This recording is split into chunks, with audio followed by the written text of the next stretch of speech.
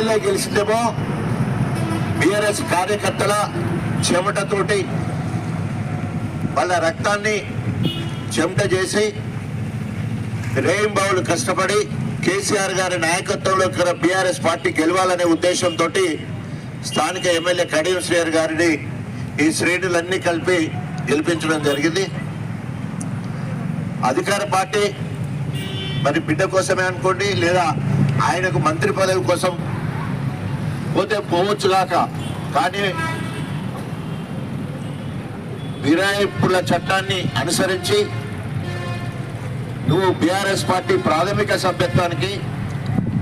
గెలిచిన ఎమ్మెల్యే పదవికి రాజీనామా చేసి నీ ఇష్టమున్న పార్టీకి పో. గన్పూర్కి ఎలాంటి అభివృద్ధి చేస్తావో, నీ మేనిఫెస్టో ఏంటో, నీ ఎజెండా ఏంటో ప్రజలకు